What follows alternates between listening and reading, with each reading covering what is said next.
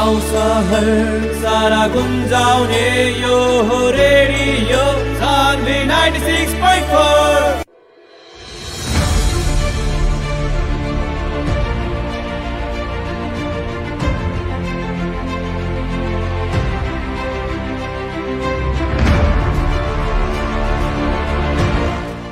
जी नमस्कार, प्रणाम। सुन रहल बानी radio Sanvi 96.4 megahertz. Radio Sanvi 96.4 megahertz पर कार्यक्रम स्थानीय सरकार लेके उपस्थित हो चुकल बानी। कार्यक्रम प्रस्तुता राम मंडल, प्रविधि ओर से बानी सानू जी। आज भी हमने एगो विषय वस्तु पर बात करेला और उ विषय वस्तु के बारे में चर्चा परिचर्चा करेला उपस्थित बानी सन। एगो विषय पर बातचीत करम सन, स्थानीय सरकार के बारे में आज हमने बात करम सन। खास करके राजनीतिक घटनाक्रम के बीच में स्थानीय सरकार लोग के काम कारवाही कैसन चल रहा बा, उ लोग के काम कैसन चल रहा बा। खास करके पछिल्का दिन संघीय सरकार के अवस्था जौन देखल जाओ, खास करके वहाँ सरकार नाम के साथे विभिन्न किस्म के विवाद रहल बा। जैसे कि नेकपा नाम से भी विवाद अभी कहीं ना नेकपा के खारिज कल गई और नाम के ना देके पूर्वत नेकपा एमाले नेकपा माओवादी केंद्र के भी बिउतियावल गई बाटे। खास करके ई विषय रहल बाटे और स्थानीय सरकार लोग, खास करके स्थानीय सरकार लोग के अब स्थानीय विकास निर्माण के काम में कैसन हो रहल बाटे और ऐसन के बारे में बातचीत करला आज हमनी के साथ में बानी पर्सा के सिपहर माई गाउँपालिका के प्रमुख से बात आज करें सन। खास करके वहाँ भइल विकास निर्माण के बारे में भी आज हमनी बातचीत करें सन। मनोज गुप्ता हमनी के आज के अतिथि रहल बानी, वहाँ से बातचीत करबे करें सन। खास करके वहाँ भइल विकास निर्माण के बारे में बात करला गाउँपालिका के प्रमुख आज हमनी के अतिथि आइल बानी और संपर्क करे के कोशिश भी वहाँ से हमनी के सानू जी कर रहल बानी। खास करके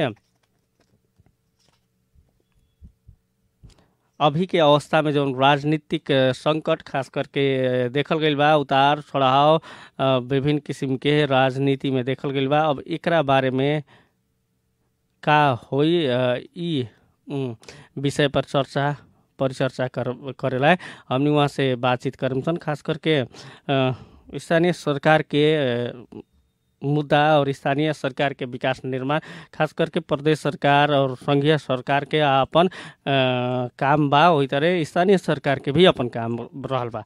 संघीय सरकार के बारे में बातचीत कर जाऊँ तो वहाँ विशेष करके राजनीतिक हावी रहल बाटे, नाम और पद के खातिर वहाँ राजनीति हो रहल बा। प्रदेश सरकार के बात कर जाओ तो प्रदेश नंबर 2 के अपने के हम बात करें।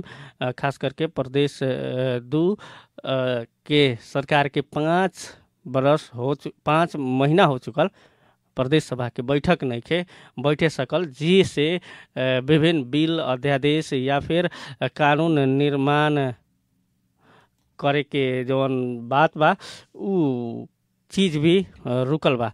और यह बीच में संघीय सरकार प्रदेश सरकार के काम कार्यवाही के बारे में बातचीत करला। प्रदेश सरकार के बाद एगो और सरकार बा, हमनी के देश में 3 गो सरकार बा स्थानीय सरकार, ओकरा बारे में बातचीत करम सन। आज हमनी एक जने अतिथि के भी लेके आइल बानी सन, प्रदेश नंबर 2 के पर्सा जिला के सिपहर माई गाउँपालिका के खास करके प्रमुख के आज हमनी लेके आइल बानी सन और वहाँ से बातचीत हमनी करम सन। खास करके हमनी के पछिल्का समय हो रहल गतिविधि के बारे में और अभी के खातिर हमनी के प्राविधिक मित्र सानू जी हमनी के खास करके बात कर रहल बानी। ओकरा बाद हमनी बात करम सन। खास करके सिपहर माई गाउँपालिका पर्सा जिला के सीमावर्ती क्षेत्र में परे वाला गाँव हो गाउँपालिका ह। खास करके भारत से सीमाना जोड़ाइल बाटे वहाँ के गाँव के और उहे विषय में बातचीत करे के खातिर गाउँपालिका के विकास निर्माण के बारे में बातचीत करे के खातिर पर्सा के सिपहर माई गाउँपालिका के प्रमुख मनोज गुप्ता हमनी के संपर्क में भी आ चुकल बानी। वहाँ से बातचीत करम सन। प्रमुख जी अपने के कार्यक्रम में स्वागत बा जी। धन्यवाद जी। अभी अब रौरा लोग स्थानीय सरकार के प्रमुख बानी लगन, कथी पर विशेष करके अभिन गतिविधि का रहल बा, कथी पर ध्यान देले बानी लगन अभिन के? अब अभी के हालत एगो तो कोरोना के महामारी के बाद में अभी गाँव पालिका के आर्थिक वर्ष के सब काम सुचारू हो रहा बा। यही स्थिति वस्तु में गाँव पालिका चल रहा बा जैसे संबंधी में। खास करके अब 2-3 महीना बाटे नया बजट आवेला भी। बजट कितना प्रतिशत खर्च कर चुकल बानी गाँव पालिका के रउरा लोग अभी तक? अब देखिए हमनी के तो हरेक आर्थिक वर्ष के काम हमनी के जिले में भी प्रथम गांव सभा समय पर होला हमनी के गांव पालिका करेला। ओकरा बाद में संपूर्ण बजट के भी खर्च हमनी के समय पर करने से मोटा मोटी जितना भी बजट पारित भइल बा ओमे से मोटा मोटी 85% अपने के बजट सब कार्यान्वयन हो रहा बा। कुछ बाकी बा, समझौता भइल बा, कुछ टेंडर प्रक्रिया में बा, कुछ उपभोक्ता के हाथ में बा। हमनी के माने विगत 3 वर्ष से देखला से हमनी के गांव पालिका में आज तक में कोनो रुपया फ्री नहीं के भइल या कोनो काम ऐसा नहीं के रुकल। अब वो हिसाब से हमनी के उहे रफ्तार में विकास के योजना चल रहा बा। खास करके जैसे कि अपने कहानी टेंडर भइल, उपभोक्ता भइल, कैसन कैसन योजना के अपने लोग लगभग 1 करोड़ तक ले सरकार के बा उपभोक्ता समिति निर्माण करके ही विकास निर्माण के काम कइल जा सकता। लेकिन करोड़ जी करोड़ 200 लाख के रहेला। अभी सिचुएशन का होला कि उजन के जहाँ विकास के काम बा उजन के लोग तैयारी होला उपभोक्ता के स्तर से क के सहमति सलाह से उपभोक्ता में चल जाला। जहाँ उजन के स्थिति वस्तु ना रहेला तो उजन टेंडर में जाला। ओकरा अलावा जैसे हमनी के अभी जयमंगलापुर तुलसी बारवा पुल जोड़े के 5 करोड़ 40 लाख में पुल टेंडर भई रहा जौन की तुलसी बारवा वार्ड नंबर 4 और जयमंगलापुर वार्ड नंबर 3 के बीच में पड़ेला। तो वो 5 करोड़ 40 लाख में टेंडर भई रहा। ओकरा के 3 करोड़ 80 लाख में एगो 12 जिला के कोनो कंपनी साकार कइले बा जी। वो हिसाब से जैसन स्थिति रहेला वैसन के होला।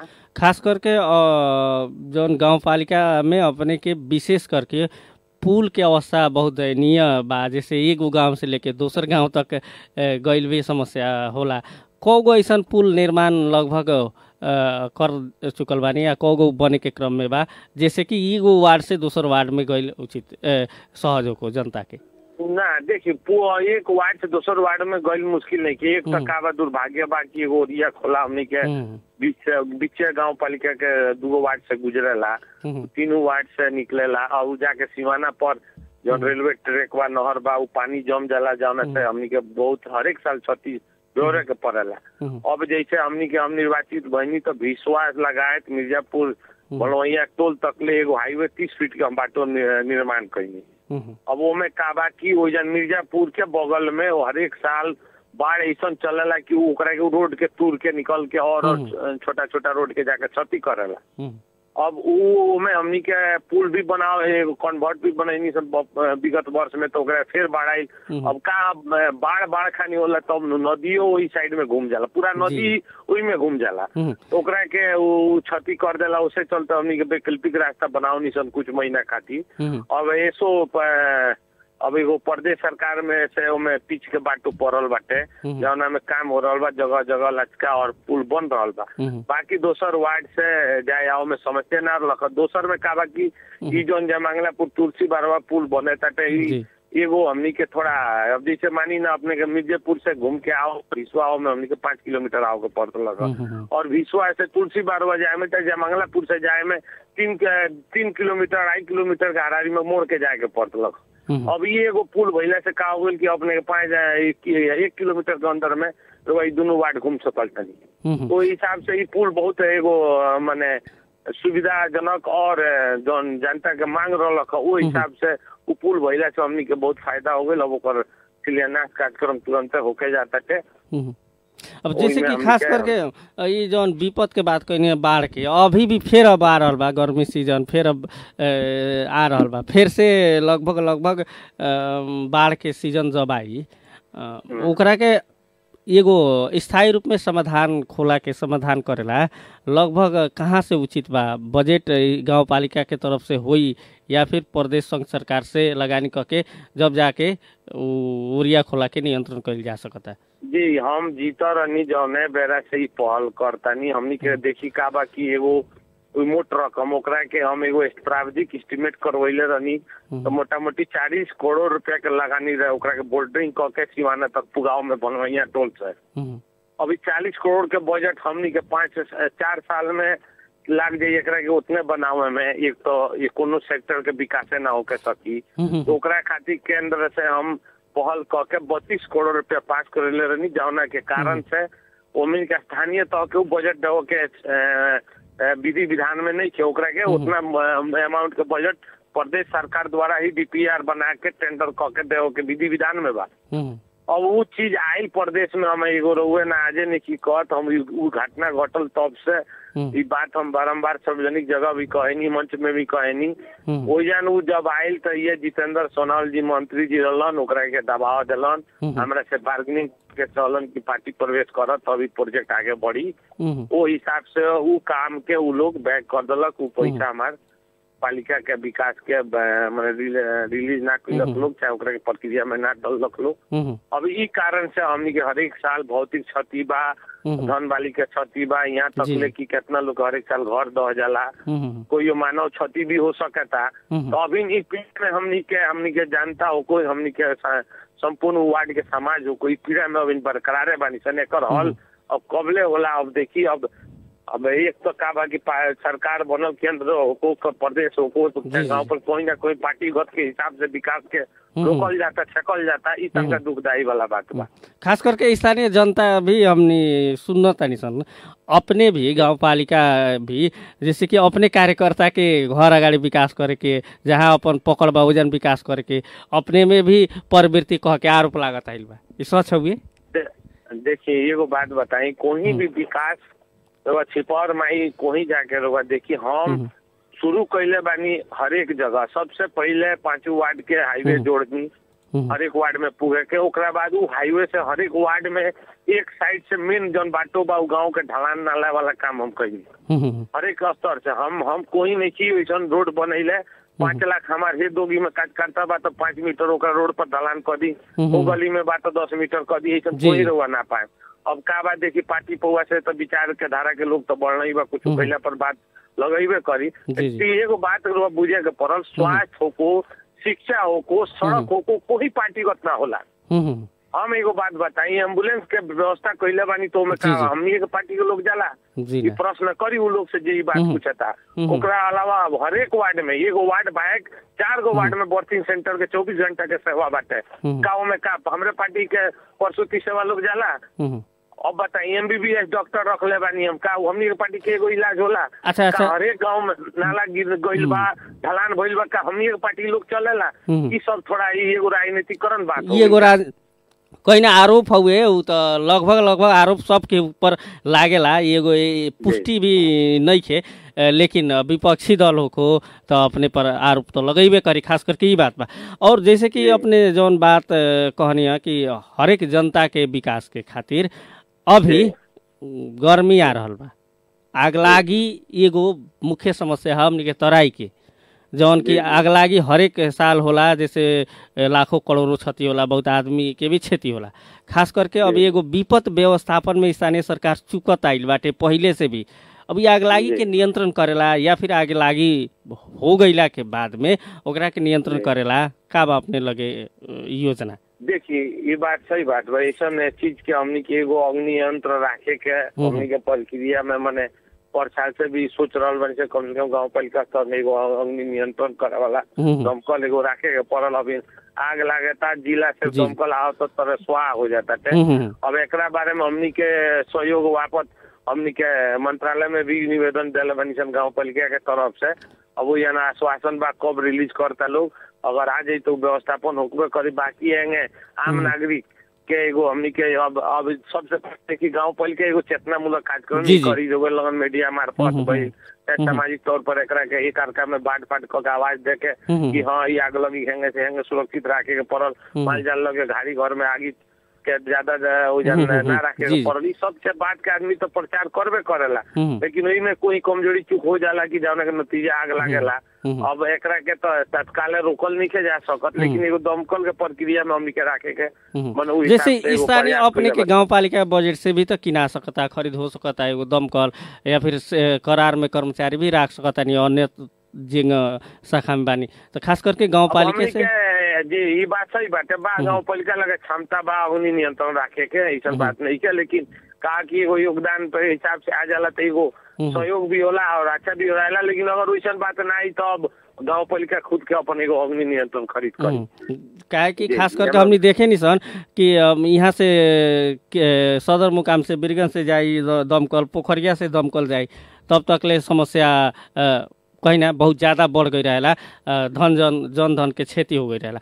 अब खास करके अब जौन की पछिलका दिन खास करके स्थानीय सरकार में एगो भ्रष्टाचार के आरोप लागत आइल बा, केहू भी कहला कि सबसे ज़्यादा भ्रष्टाचार के बा तो वह स्थानीय तह में, खास करके ठेका प्रक्रिया देवे में या फिर कर्मचारी करार में राखे में, इस सब में रौरा गाँव पालिका के अवस्था कैसन बा? देखल जा बिना कर्मचारी के काम नहीं के हो सकत। स्थानीय तो संरचना तो भइल एगो, जितना संरचना अनुकूल नेपाल सरकार के दरबंदी बा आज तक लोग 25% कर्मचारी ना पूरा। तो रउआ बताई बजट आवते बा 10 गो 20 गो कर्मचारी के चलते चाहे 30 गो कर्मचारी के 30,000 जनता के सुख सुविधा रोक दौला तो यो उचित ना भई। वो हिसाब से उ हिसाब से हमनी के करारनामा के कर्मचारी हमनी के राखही के पड़ल। अब रउए देखी व्यवस्थापन समिति आज भी जिला में देखी अधिकांश गांव पालिका में व्यवस्थापन समिति नहीं है। स्कूल में दरबंदी होते हुए भी टीचर बिना वजन के पढ़ाई नहीं के होकर, लेकिन गांव पालिका हम शुरू में व्यवस्थापन समिति शिक्षा यानी 2028 के अनुसार स्कूल के अथॉरिटी दे के विद्यार्थी के अभिभावक के बैठक रख के अभिभावक समिति छनौट करके उहे के स्कूल मार्फत शिक्षक नियुक्त भइल बाटे। सब लोग आज पढ़ा रहल बा, कोचिंग हो रहल बा एक्स्ट्रा। हमरा हर एक वार्ड में 10 क्लास तक के सब विद्यालय के हमने अपग्रेडिंग कर चुकनी सन, सबके भवन के हिसाब से कर रहल बानी सन, बना रहल बानी सन। तो अब बताई रहुआ कि काम के दरमियान कर्मचारी ना रहे तो काम केंगे होई? आखिर सब काम तो मशीन करी ना, कर्मचारी मार्फत होई। अब वो नियुक्ति भइला पर भी अब एकरा के का बा कि जे भी नियुक्त भइल बा वो डिग्री ले ले बा, बिना डिग्री वाला तो भइल नहीं के। जी जी अब रहुआ बताई 10 गो डिग्री वाला लोग ले लो के आ में का बोले कि होई एक एगो तो 9 गो तो कोई ना कोनो विधि के आरोप लगेबे करी कि कर्मचारी में हई होता तो हऊ होता। तो एगो ई स्वाभाविक बात। जी जी जी ई एगो स्वाभाविक बात हुए, आदमी के नेचर कहल जाओ, स्वभाव कहल जाओ, ई बढ़ले बा। एगो बात हम अपने से पूछे शिक्षा में, ये कंप्यूटर शिक्षा बा जौन की कंप्यूटर शिक्षा अधिकांश जगह का पढ़ाई ना होला, अपने के गांव पालिका में कैसन पढ़ाई होला कि ना कंप्यूटर की सिर्फ किताब? हमरा में 2 गो हमरा पालिका में 2 गो 10+2 ऑल प्लस हमरा क्षेत्र भर में हमरे पालिका बा जहाँ प्राविधिक शिक्षा मिलल बा प्रदेश सरकार से शिक्षा के सामाजिक विकास से पहल के लिए अभी शिक्षा प्राविधिक हो रहा बा। और दोनों जगह अभी शिक्षा प्राविधिक शिक्षा ना मिल रहे। हमनी से पहले हम कंप्यूटर के पढ़ाई के टीचर नियुक्त कैले बानी, जानकारी कर सके वो यानी स्पेशल 15 से 20 गो कंप्यूटर रखल गइल बा। जी लैब के भी उचित व्यवस्था बा। जी जी ओमे हर एक चीज 10+2 मंगल मावी में और अपने के नौगांव मावी में ये दोनों के व्यवस्था में बाटे। कोनो बेरा केहू के भेज के दिखा सके तनी लगन। जी जी जी बाकी ना जी जी बढ़िया बा। एक बेर हम ही आए अपने के गांव पालिका में, अपने विश्वास करी काहे कि बहुत दूर बा थोड़ा सा कहीं ना कि गांव पालिका भारत से सीमाना जोड़ाइल बा। अंत में बानी सन, खास करके अंत में गांव पालिका के जनता से का कहे के चाहे अपने? जी हम पूर्ण गांव पालिका के जान के ये कहम जौन गांव पालिका वचन लेके चलल रोआ लगन जौन मत देनी जौन विकास खातिर उ हर एक सेक्टर में गांव पालिका विकास कर रहा बा। आज देखी हर एक वार्ड में स्वास्थ्य के अपने के बर्थिंग सेंटर हो गई, हर एक वार्ड में एम्बुलेंस हो गई, हर एक वार्ड में का बोलेला कि रोआ 24 घंटा एम्बुलेंस के सेवा दे रहा बानी सन। हर एक वार्ड में 10 क्लास तक के विद्यालय बन चुकल। तो जौन हमनी के वाचा वचन पूरा कैले रहनी सन निर्वाचन में जनता के चीज हमनी के पूर्ति कर रहा बानी सन।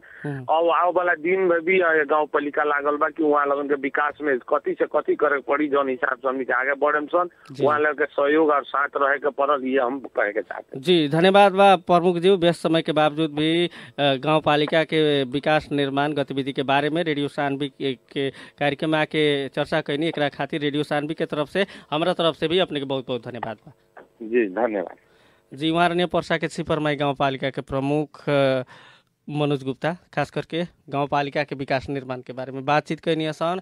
और आज के खातिर निर्धारित समय भी खत्म हो चुकल बा। बिहान फिर से हमने कार्यक्रम लेके उपस्थित होके के बाद आकर आज के खातिर अपने कार्यक्रम सुन के साथ अपने के धन्यवाद। कार्यक्रम में प्राविधिक सहयोग करे वाला प्राविधिक मित्र सानू जी के धन्यवाद देत कार्यक्रम प्रस्तुता राम मंडल के विदा दी। नमस्कार।